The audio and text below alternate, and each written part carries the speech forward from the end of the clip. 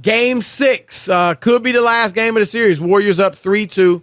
Looking to close out Golden State on the road in Boston. Because, Rob, obviously the Warriors have control of the series. Like I said, they're up 3-2. They have Game 7, if necessary, at home. And they're the veteran team. They're the ones with the championship pedigree. But that said, Rob, you just don't want to play with fire. I think, Rob, even more so in today's NBA than any other time, probably in league history, because the three-point shot is such a big part of today's game, and it is so fickle, right? They used to say, win by the jump shot, die by the jump shot. Right. And they used to say jump shooting teams could never win the championship because, you just don't know. You can be a great shooter. Steph Curry is the greatest shooter we've ever seen. You, even though you don't say that, Rob, you'd say he's one of the greatest we've ever seen. Okay, I feel better and he went, that. He went 0 for 9 from 3 in the last It can happen. I don't care how Larry Bird, Reggie Miller, Ray Allen, Steph Curry, Klay Thompson, the best shooters will have off nights, and you don't know when it's going to happen. And so with teams, Rob, both of them taking about 35 to 45 threes a game, if you're off, or even if you're not that off, but the other team catches fire. Like we saw in Game 1 in the fourth quarter with the Celtics. That turned a 12-point deficit into a 12-point win and change things, and that's what you don't know. And again, I know it looks daunting because you say, well, no way they're going to win 2. No, you can win 2 games because all you have to do is win 1. Right, Chris? You can't win 2 games. Actually, they do have to win 2. No, but I'm saying on Thursday they can't win 2 games. No. They just win 1. Right. That's what I'm saying. Right. Just winning a game. That's how they got to look at it. Absolutely. Just winning a game. You don't worry about Game 7, and they're going to be in desperation mode, and their season's on the line, so that's what's scary. And I think it's sometimes human nature when you got a little room to spare, right? You don't feel like, okay, we don't have to win. They're desperate, and you, right. Well, speaking of that, Rob, Steve Kerr, Rob G, do we have the sound of Kerr after the game? And the television, some of these guys are mic'd. And, it was a hot mic. They'll play for us. Mic. Right? Well, it's not. I mean, they know they're mic'd, but I don't know. I don't think Steve Kerr cared whether if the Celtics heard it or not. I'm sure they've heard it by this point. But Rob G, do we have the sound, or do I have to just tell what happened? Yeah, he was mic'd. Was Kerr mic'd? Yeah, Kerr was mic'd, and so the ABC caught what he said to his team after the game, Rob, and what he said was this: we're going to get this in Boston. We're going to finish this in Boston. Now, some people, obviously that's what they want to do. I mean, unless you're Shaq, where you think maybe, they want to come home and finish it. They don't want to win in Boston. But they left out the second part of his quote. Their duty. They're no good. We got this.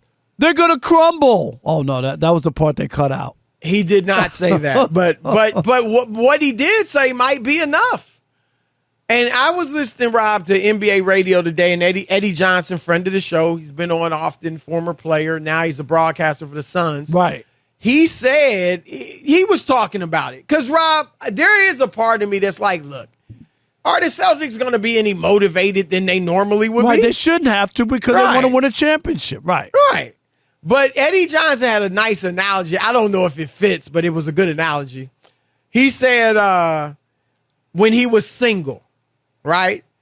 He said, if you're going to a party and one of your friends tells you Eddie Johnson, this NBA player, is coming to the party, he's single, coming to the party, and he wants to take your girl away from you. Right. When you go to the party, you're going to be on guard. You're going to enter that party with a different mindset. No, definitely. I don't think the analogy is a perfect fit, right? Because, like in the game, I'm going in to win whether I heard this or not. But it's an interesting analogy that makes you think a little bit at least. Now I know how my friends felt when I came around to the big parties. Okay, I didn't know. I was trying to figure it out. No? All right. Now, Richard Pryor. All right. But what am I on fire? I think there's that. And then Draymond today, Rob G, and play it again. Draymond was asked today whether or not facing the Celtics was like matching wits with LeBron James in the finals. Here's what Draymond said. It doesn't compare to like mentally playing against LeBron James, who I think is arguably smartest guy to ever play this game. Not one of. He's arguably the smartest guy to step foot on a basketball court. And so to say that it compares to that, it's disrespectful to LeBron and it's a lie to you. All right, that's enough. I look. Are they saying too much? Yes, they're saying too much. Just play and win, and then you can say whatever you want. I'm with you, Chris. Enough with all the lip service. Do not think the Celtics, did we not watch them in the last 2 rounds, Chris? Did they not lose Game 5 at home against Milwaukee and then go up there to Milwaukee and win? Yes, Absolutely. They did. Did we see them lose? Yep. Did we see them lose Game 6 against Miami and then at home? At home, and then had to go to Miami for Game 7 and won? Right. Yes. Right. Let's not act like they haven't done something and moved some mountains this year and been able to be resilient and overcome disappointing games and disappointing losses, Chris. I think you better be careful. It's not over. Nothing's until it's over. Last year, everybody was ready to have the parade and throw confetti on Chris Paul. It wasn't over. Yeah, look, what Steve Kerr said is what you want a coach to say. No, I get that. Right. No, I'm with you. But Draymond, and look, I understand what he's saying, but I think he went a little too far, Rob. Like, to say it's disrespectful to LeBron is actually being disrespectful to the Celtics, right? Look at what they've done. It really is.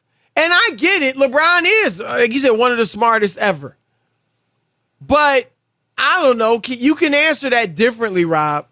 You can be like, look, LeBron is arguably the smartest player ever. So going against him is just very taxing, physically, mentally. Celtics are there. But yeah, they bring it too. It's a different animal. They're athletic, they're young, but yeah, it's tough against them. Obviously, we're in a tough series. Like you can say it in a way. This does strike you as disrespectful. I don't think he was trying to be, but he was. Right? I'm with you. I think he needs. If somebody asks you if so and so's wife looks like Halle Berry, I think so and so's wife looks like Halle Berry. Oh, that's disrespectful. That's disrespectful to Halle Berry. Like, are you kidding? That's disrespectful to the dude you talking about, right? Right. That's exactly what it would be when you go like disrespectful. Like, what? Okay, maybe she ain't Halle Berry, but is she that ugly, or are you trying to act like she's not her in her own way pretty? And you don't have to do that to the Celtics. Respect them that they made it through, Chris, to get to the finals, and just respect them to the end until you beat them. When you win the 4 games, then if you want to talk smack or say you were able to do whatever you wanted to do, fine. But be careful. I really believe that. And you're right. It's not going to motivate the Celtics anymore, but it's just unnecessary because the Celtics are already motivated. They know what the task is. They know what the assignment is. They know what they need to do. Even after they got blown out, Chris, in Game 2, you remember that? They went home and they won Game 3 in Boston. They did. Right. People thought, Golden State there it is, right. in control. But the other thing is this, right? And like you said, I've been kind of that, that same mentality. Like, come on, they want to win a championship regardless of what the opponent says. That's ridiculous bulletin board material and all that. But, Rob, we have heard stories about adrenaline rushes, right? Giving people really superhuman strength and stuff like that, right?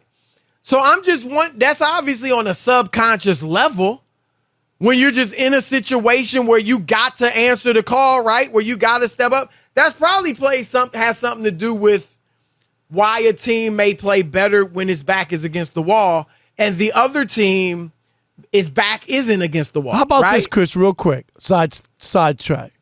Teams that can't move the ball in football all game, Chris, is 2 minutes to go, right? And then all of a sudden, now they got to go. And like that time is running out. Do you know what I mean? And this is it. Then they start making plays.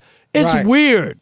It's weird. Right. And that's even if it's subconscious that they're pissed because you said you kind of mocked a comparison of them to LeBron James, or you said you're going to win it in their house. I don't know. It's interesting. We'll see how it plays out. Like I said, Rob, as a guy that picked Golden State, I want them to close it out in 6. I picked them in 7. Right. But I want them to close it out now because I don't want to play around with it. Right.